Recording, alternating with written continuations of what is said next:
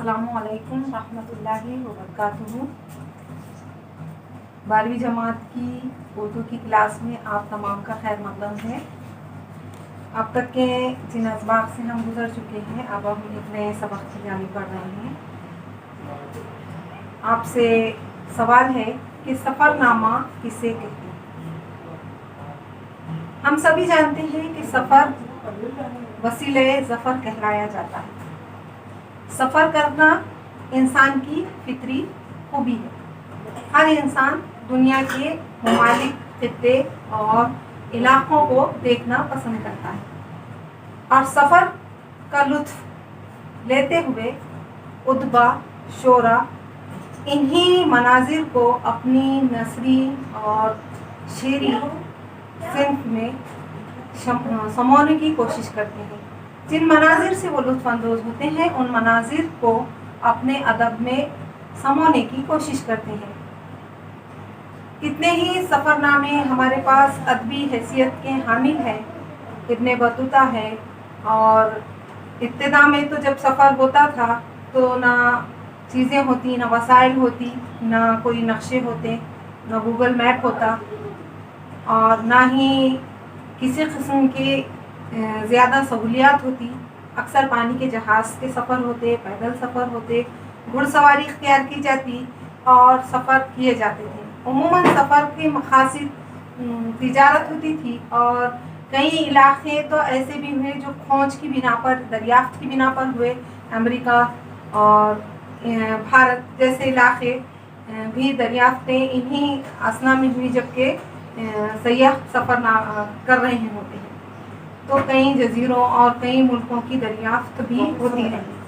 सफ़र करना और सफ़र के तजुर्बात से दो चार होने के बाद इन्हें तहरीरी शक्ल में लिखना हमारे यहाँ एक रिवायत रही है।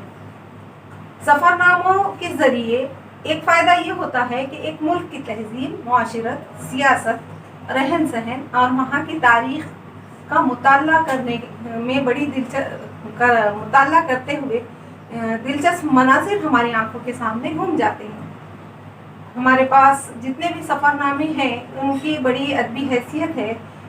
ख़ास तौर पर एमए के निसाब में, बीए के निसाब में मुश्तबा हुसैन के जो है ख़ास तौर पे किताब जो है ब्लड ट्रेन के वाक़यात, जापान चलो जापान, चलते हो तो चीन को चलिए, और इस तरह के सफ़रनामे शामिल निसाब। लेकिन हमारी 12वीं जमात की किताब में जो सफ़रनामा है वो दुनिया के अजायब में से एक अजूबे पर मुश्तमिल है। तो सबसे पहले मैं ये आपसे जानना चाहूँगी कि एशिया में मौजूद दुनिया के 2 अजायब जो है उनके नाम क्या आप बता सकते हैं?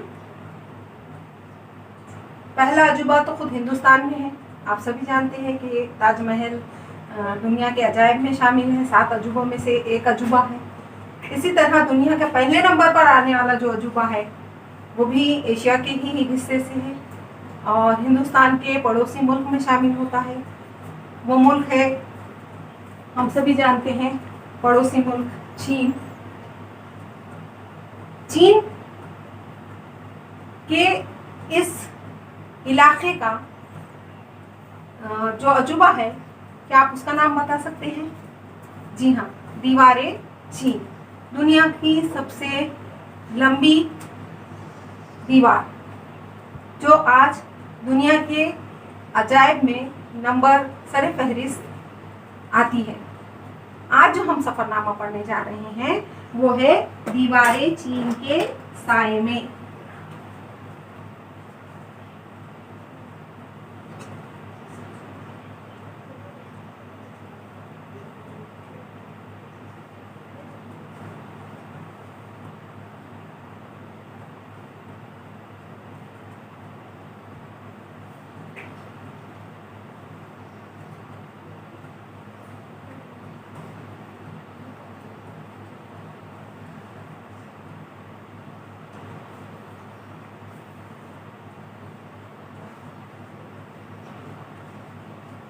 जिसे मोहम्मद तकी उस्मानी ने तहरीर किया है।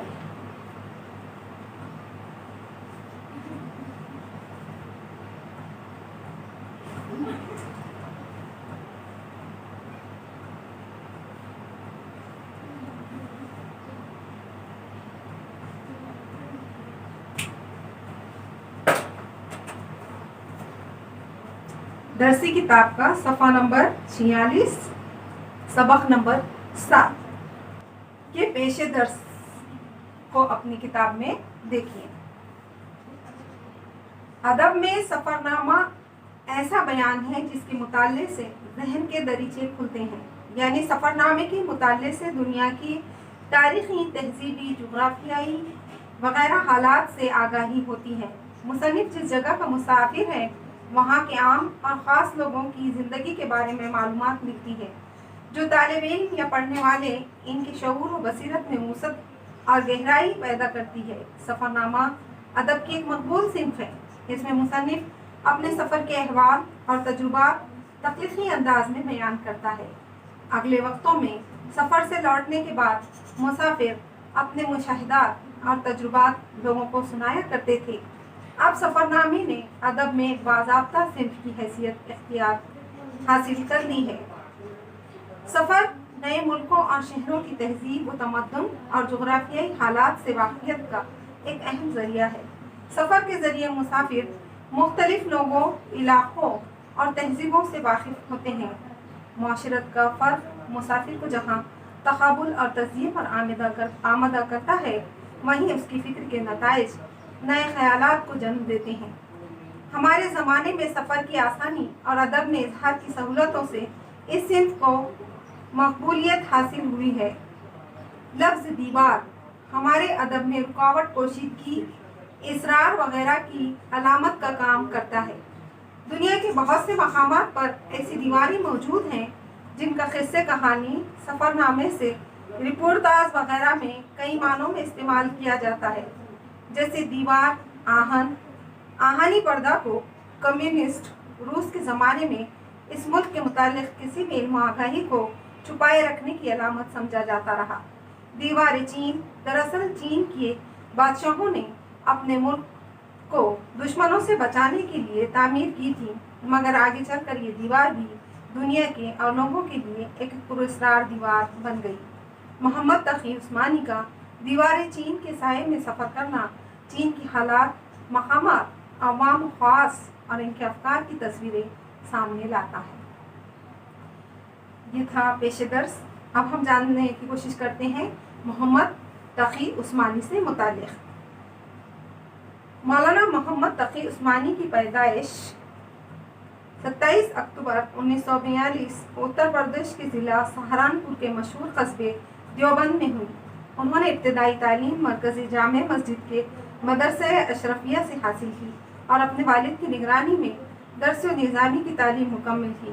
1961 میں اسی ادارے سے تخصص کیا، بعد ازاں عربی میں ایم اے اور وکالت کا امتحان نمایاں نمبروں سے پاس کیا۔ محمد تقی عثمانی کو شیخ الاسلام کا خطاب دیا گیا ہے۔ انہوں نے 2 درجن سے زائد کتابیں لکھی۔ رسالہ البلاغ جو اردو، عربی اور انگریزی میں شائع ہوتا ہے، اس میں انہوں نے علمی مضامین لکھے۔ ان کے ڈائریوں کے کئی مجموعے بھی شائع ہو چکے ہیں۔ مولانا شاعری کا بھی ذوق رکھتے ہیں۔ انہوں نے اپنے والد کا مرثیہ لکھا ہے جو بہت مشہور ہوا۔ آسان ترجمہ قرآن، اندلس میں چند روز، دنیا میرے آگے اور ہمارا معاشی نظام ان کی اہم تصانیف ہے۔ اسلامی معاشیات پر ان کی گہری نظر ہے۔ اپریل 2019 میں روس نے انہیں ایک اعلیٰ علمی اعزاز سے نوازا۔ محمد تقی عثمانی کو ان کے علمی خدمات کے لیے دنیا کے مختلف اعزازات اور انعامات سے نوازا گیا ہے۔ آج جس دیوار چین کے سائے میں جس سفر نامے کے بارے میں ہم مطالعہ کر رہے ہیں، محمد تقی عثمانی نے چین کے علاقہ، آپ جانتے ہیں کہ چین ایشیا کا تیسرا رقبے کے لحاظ سے بڑا ملک ہے، حالانکہ ہندوستان بھی جو ہے اسی ایشیا کے بر اعظم میں آتا ہے، تو چین دنیا کا رقبے یعنی اس رقبے کے لحاظ سے، زمینی لحاظ سے دنیا کا تیسرے نمبر کا ملک ہے، جس کا رقبہ 96 لاکھ مربع کلومیٹر ہے اور یہاں کی قریب آبادی 1 ارب سے زائد ہے۔ تو چین کی آبادی کے لحاظ سے بھی ہم جانتے ہیں کہ دنیا میں سر فہرست مقام رکھتا ہے، رقبے کے لحاظ سے تیسرا ہے، لیکن آبادی کے لحاظ سے یہ بھی पहला मकाम रखता है। और आज दुनिया के अजायब में सरे फहरिस्त जो अजूबा आता है वो है दीवार चीन। दीवार चीन एक ऐसी दीवार जिसे चीन के बादशाह ने हिफाजत के लिए बनवाया है। तो ये दीवार चीन के शुमाल में वाक़ है, शुमाल यानी ऊपरी हिस्से में वाक़ है, जो मंगोलिया जैसे मुल्कों से हिफाजत के तौर पर बनाई गई है। और इसके जो जुनूबी ममालिक है, इसमें भारत का शुमाल होता है, शुमाल में मंगोलिया आता है, मगरिब में कजाकिस्तान और मशरिक में मगरिब में कजाकिस्तान, जुनूबी हिस्से में उमूमन मलेशिया भी आता है, म्यांमार और हिंदुस्तान है। इसके एक तरफ बहरुल काहिल है और सिलसिला कराक्रम का भी सिलसिला यहाँ से होता है। तो तिब्बत चीन का के ममालिक में शामिल है। तिब्बत है, बीजिंग है, बीजिंग इसका दारुल खिलाफा है चीन का। इस लिहाज से चीन दुनिया में अपनी एक अहमियत रखता है। चीन छोटी सनतों का मुल्क भी माना जाता है, चीन के लोग पुरान भी माने जाते हैं। लेकिन अभी हालिया हालात में चीन की मुदाखलत के सबब हम थोड़ा सा माहौल के और मंजर के बदलते हुए पस मंजर को देख रहे हैं। हालांकि चीन ने ये दीवार जो बनाई है, जिसके बारे में हम मुताला करने जा रहे हैं, ये भी पुरान होने की अलामत है, यानी डिफेंसिव।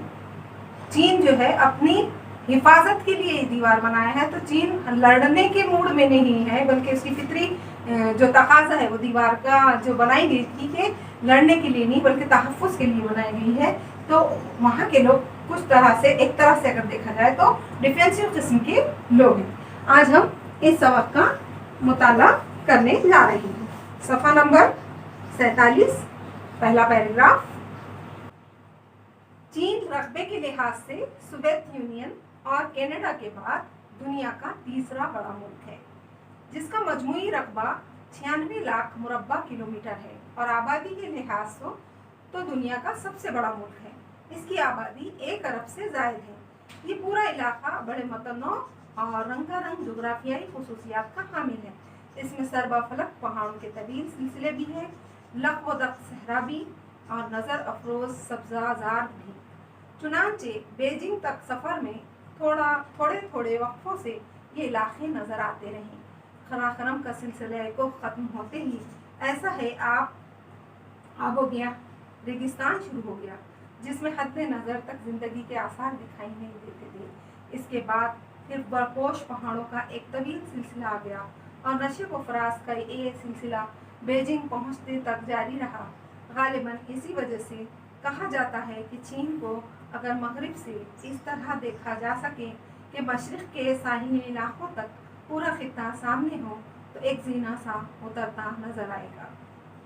तकरीबन 6 घंटे की परवास के बाद जहाज़ बीजिंग के हवाई अड्डे पर उतरा तो यहाँ शाम के 4 बजे थे। लॉन्च उबूर करने के बाद चाइना इस्लामिक एसोसिएशन के अहदेदारान और चीन के महकमा मज़ाहिब के नायब सदर इस्तकबाल के लिए मौजूद थे।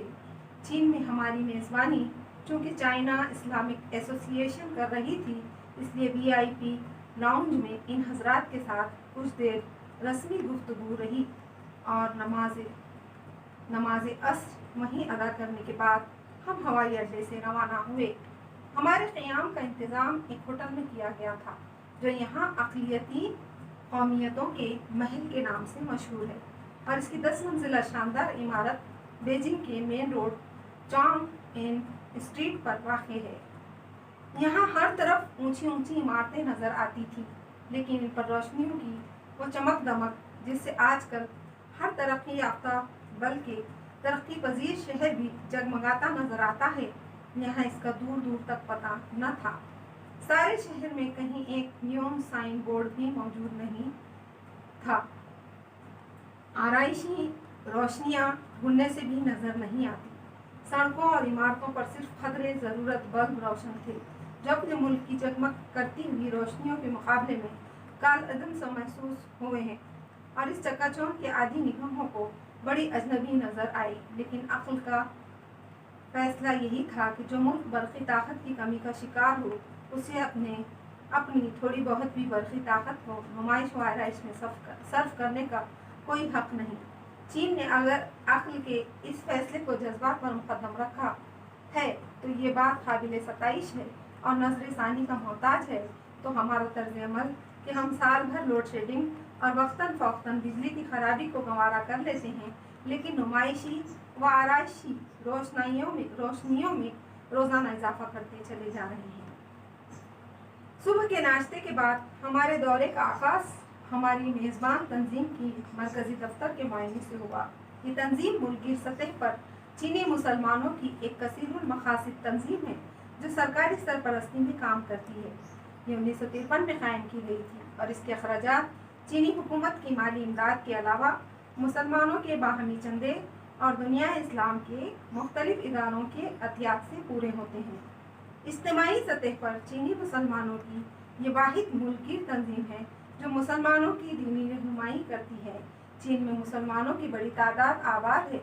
1942 में चियांग शेख के ज़माने में जो मरदमशुमारी हुई थी उसकी रूह से यहाँ के मुसलमानों की तादाद 5 करोड़ बताई जाती है, लेकिन इश्तराकी इख्तिलाफ के बाद की मरदमशुमारी में चूँकि मजहब का कोई अलग खाना नहीं था, इसलिए मुसलमानों की तादाद अलग शुमार करने का कोई काबिल एतमाद रास्ता नहीं है। लिहाजा इश्तराकी इख्तिलाफ के बाद मुसलमानों की तादाद का अंदाज़ा 1 करोड़ 46 लाख है। चीन में इस्लाम की किरणें पहली सदी हिजरी ही में तुलू हो गई थी। कहा जाता है कि हज़रत उस्मान गनी रज़ी अल्लाह अन्हा की अहद खिलाफत में बाज़ मुबल्लिगीन चीन के मशरिक़ी साहिल तक पहुँच चुके थे। एसोसिएशन के सदर दफ्तर के बाद हम न्यूजे मस्जिद पहुँचे जो बीजिंग की सबसे कदीम और सबसे बड़ी मस्जिद है। कहा जाता है ये मस्जिद 1000 साल पहले तामीर की गई थी। बाद में चीन के मिंग खानदान के ज़माने में इसकी तोसी और असर नौ तामीर हुई। मस्जिद का मौजूदा ढांचा उसी वक्त से चला आता है और ये उस दौर के मखसूस तर्ज तामीर का शाहकार है। मस्जिद का अंदरूनी हाल तमाम तर लकड़ी का बना हुआ है। लकड़ी पर निहायत शानदार और देर पा रोगन है और इस पर सोने के पानी का काम है। ये चौबी इमारत इस कदर पायदार है कि तकरीबन 500 साल गुजरने के बाद भी इसके आबोताब में फर्क नहीं आया, बल्कि इस दौरान पत्थर की बनी हुई बहुत सी इमारतें शदीद ज़लज़लों में तबाह हो गई, लेकिन इस इमारत को ज़लज़लों से भी नुकसान नहीं पहुंचा। चीन के सकाफती इनकलाब के बाद इस मस्जिद को बंद कर दिया गया था, लेकिन 1979 में इसकी मरम्मत की गई और इसे नमाजियों के लिए खोल दिया गया। अगली सुबह हम पहले बीजिंग के मशहूर और दुनिया के सबसे बड़े चौक गए जो पीपल्स स्क्वायर के नाम से दुनिया भर में मशहूर है। ये बीजिंग की मरकजी सड़क पर वाक़ है। ये ज़ात खुद निहायत वसी सड़क है और जहाँ तक मुझे याद है मैंने किसी शहर के अंदरूनी हिस्से में इतनी चौड़ी सड़क नहीं देखी। मगरिब की जानिब एक इससे भी कई गुना ज़ायद पक्का मैदान है जिसके मगरिबी सिरे पर वो इमारत है जिसमें मौज़ूदों का जिस्म रखा गया है। शुमाली जानिब ग्रेट हॉल है और जुनूब में एक म्यूज़ियम की शानदार इमारत है। इन इमारतों के दरमियान जो पक्की जगह खाली पड़ी है इसमें 3 मसरूफ़ सड़कें भी है। पीपल्स स्क्वायर में ये एक बैक वक्त 10 लाख आदमियों की गुंजाइश है। चुनांचे अहम कौमी इज्तिमाआत इसी चौक में होते हैं। यहाँ हर वक्त सैकड़ों सयाहों का हुजूम रहता है, लेकिन ये बदनज़मी पैदा नहीं होती। इस चौक को पैदल अबूर करने के लिए तो बड़ा वक्त दरकार है। हमने इसे कार से अबूर किया और इसके जुनूबी सिरे पर मौजूद की इमारत के करीब उतरे। यहाँ अंदर जाने वालों की एक तवील कतार हद नज़र तक बल खाती नजर आई। हम इमारत के अंदर दाखिल हुए। इसके एक हॉल में मौजूदों की लाश को मसालों के जरिए महफूज करके एक शफाफ शोकेस में रखा गया है। इसके जिस्म का बेशतर हिस्सा चादर से ढका हुआ है, अलबत्ता सीना, गला और चेहरा खुला है और शोकेस से साफ नजर आता है। लोग इस अजूबे को देखने के लिए यहाँ आते हैं कि एक शख्स की लाश 1976 से अब तक कई की शक्ल में सही सालिम नजर आती है। यह है भी एक अजूबा, लेकिन इस अजूबे के लिए लाखों रुपए की रकम खर्च करने वालों को ये कौन बताए कि मौजूदुम इस गोश्त पोस्त का नाम नहीं था, बल्कि जिस शख्स का नाम मौजूदुम था कीमती मसाले इस गोश्त को तो महफूज रख सकते हैं, लेकिन इसकी रूह की हिफाजत के लिए आज तक कोई साइंस ऐसा मसाला दरियाफ्त नहीं कर सकी जिसके परवास करने के बाद चलता फिरता इंसान बेजान पत्थर बनकर रह जाता है। इस पहले इक़्तिबास में चीन के रकबे के लिहाज से बात की गई है कि इसका रकबा जो है 96 लाख मुरब्बा किलोमीटर है। ये पीले रंग का जितना रकबा है या जो हिस्सा है ये चीन है, और ये भारत का हिस्सा है शुमाल मशरक़ी, ये शुमाली हिस्सा है हिमालय का, और यहाँ से हिमालय और काराकोरम के सिलसिले हैं, पहाड़ी सिलसिले। तो ये पूरा इलाका चीन का है, और इस इलाके की जो खुसूसियत यहाँ बताई गई है कि दुनिया का सबसे बड़ा मुल्क है आबादी के लिहाज से। आज भी ये यानी ये सफ़रनामा जब लिखा गया उस वक्त भी और मौजूदा अहद में भी दुनिया में आबादी के लिहाज से ये एक बड़ा मुल्क है, और 1 अरब से ज़्यादा यहाँ आबादी है। ये पूरा इलाका बड़ा मतनों रंगारंग जोग्राफियाई खुसूसियत का हामिल है। सरबा फलक पहाड़ों के तवील सिलसिले भी हैं, लकदक सहरा भी है, पहाड़ भी है, सहरा भी है, नदियाँ भी है, रेगिस्तान भी है। इस तरह से इसका एक तबई साख्त बनती है। तो इनका जो सिलसिला शुरू हुआ इन्हीं सब से गुजर कर हुआ, और जब ये बीजिंग पहुंचे, बीजिंग राजधानी है चीन की, तो काराकोरम का सिलसिला को ख़त्म होते ही ऐसा है आग हो गया, रेगिस्तान शुरू हो गया जिसमें हद्दे नज़र तक ज़िंदगी के आसार दिखाई ही नहीं देते थे। इसके बाद बर्फपोश पहाड़ों का एक तवील सिलसिला आ गया, और नशेब फराज का सिलसिला बीजिंग पहुंचने तक जारी रहा। गालिबन इसी वजह से कहा जाता है कि चीन को अगर मगरिब से इस तरह देखा जा सके कि मशरिक़ के साहिली इलाकों तक पूरा खित्ता सामने हो तो एक जीना सा उतरता नज़र आता है। मगरिब से मशरिक़ तक एक जीना सा उतरता हुआ नज़र आता है ये जो सिलसिला है। तकरीबन 6 घंटे की परवाज़ रही, और यहाँ के शाम 4 बजे थे लाउंज अबूर करने के। अब यहाँ दूसरे इक़्तिबास में मुसन्निफ़ बीजिंग पहुँचने के वाक़े को बयान करते हैं कि किस तरह ये बीजिंग पहुँचे, और इनका जो इस्तक़बाल किया गया वो इस्तक़बाल करने वाले चाइना की इस्लामिक एसोसिएशन के सदर थे, नायब सदर थे, जो खुद बज़ाते खुद मौजूद थे, और चीन में हमारी मेज़बानी का सिलसिला शुरू हुआ।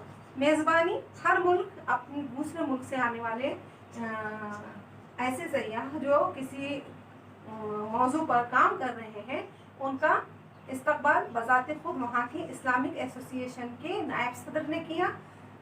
अगर हम मुश्तबा हुसैन की जापान चलो जापान पढ़ेंगे तो उसमें भी मेज़बानी के बड़े अच्छे वाक़यात बयान किए गए कि वहाँ किस तरह उनकी भी यूनिवर्सिटी में और जगह जगह उर्दू एसोसिएशन ने इस्तक़बाल किए, और बड़ा अच्छा मंजर वो जो है पेश करते हैं कि किस तरह से जापान। तो यहाँ पर इनका इस्तक़बाल जो है वहाँ की इस्लामिक एसोसिएशन के नायब सदर ने किया, और चीन के महकमा मज़ाहिब के नायब सदर इस्तक़बाल के लिए मौजूद थे। चीन में हमारी मेज़बानी चूँकि चाइना इस्लामिक एसोसिएशन कर रही थी, इसलिए VIP लाउंज में इन हज़रात के साथ कुछ देर रस्मी गुफ्तगू रही।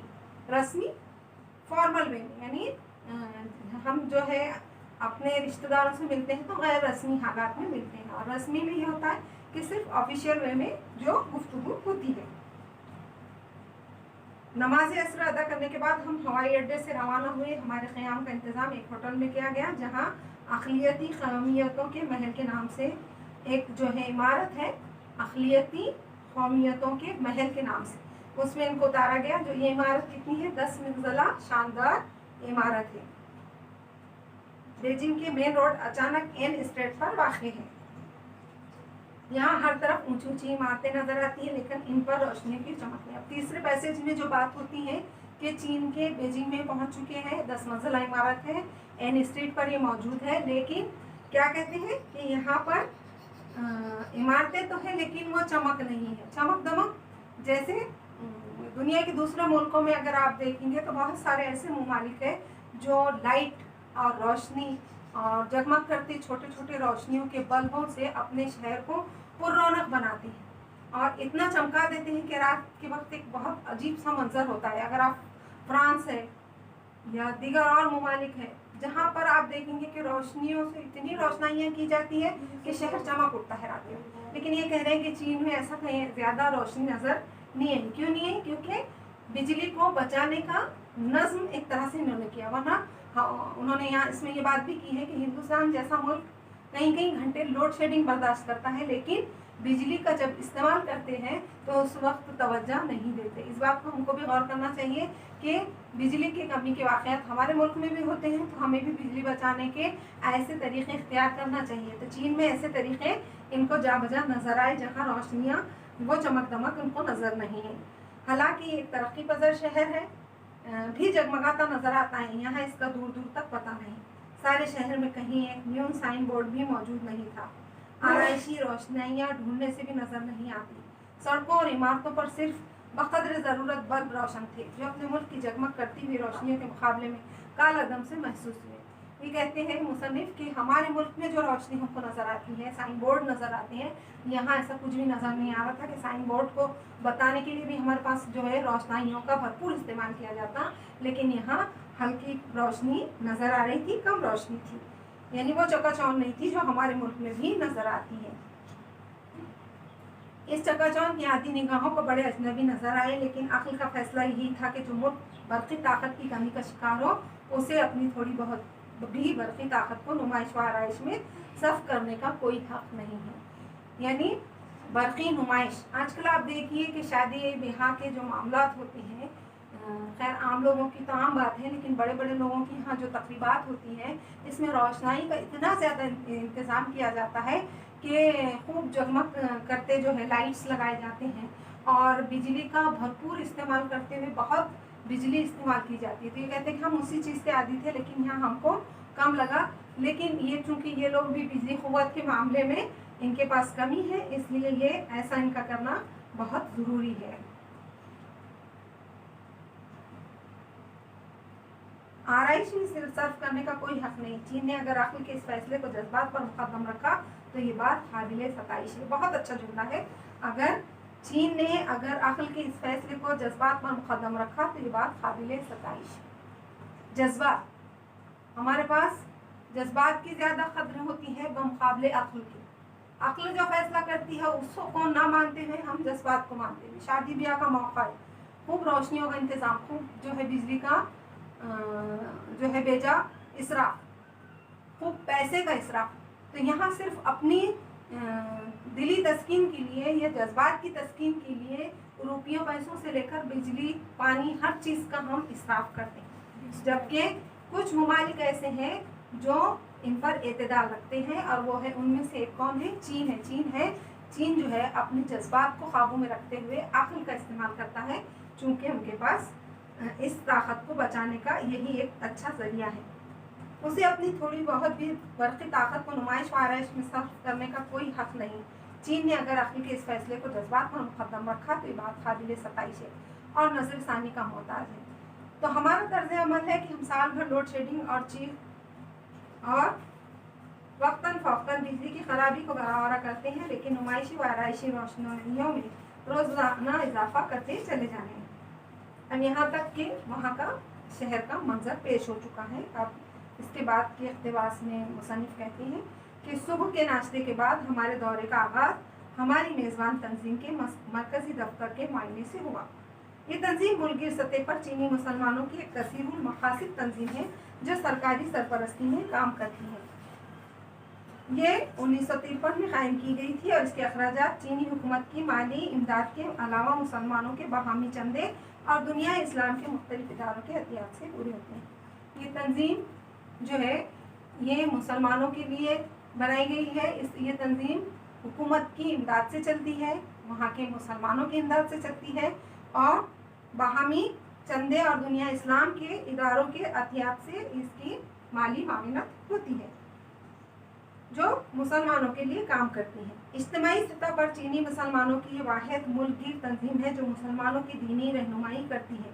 चीन में मुसलमानों की बड़ी तादाद आबाद है। 1942 में चियांग काई शेक के ज़माने में जो मरदमशुमारी हुई थी उसकी रूह से यहाँ के मुसलमानों की तादाद 5 करोड़ बताई जाती है।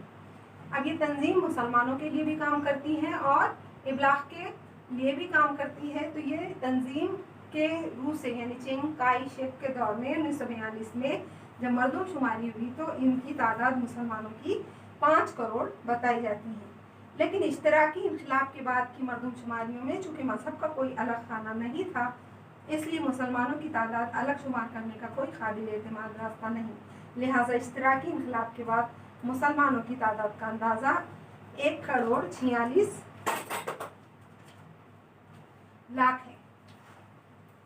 چین میں اسلام کی کرنیں پہلی صدی ہجری ہی میں طلوع ہو گئی تھی. کہا جاتا ہے کہ حضرت عثمان غنی رضی اللہ عنہ کے عہد خلافت میں بعض مبلغین چین کی مشرقی ساحل تک پہنچ چکے تھے. اب یہاں اسلام کی ابتدا پہلی صدی ہجری میں ہی ہو چکی تھی اور حضرت عثمان کے دور خلافت میں مبلغین یہاں پہنچ چکے تھے. ہم سبھی جانتے ہیں کہ اسلام جو پوری دنیا میں پھیلا ہے تو وہ اصحاب یا وہ اصحاب صف جو تھے جو دنیا میں اسلام کی اشاعت کے لیے پھیل چکے تھے انہی میں سے بہت سارے ہر علاقے میں پہنچتے اور دعوت اسلام دیتے.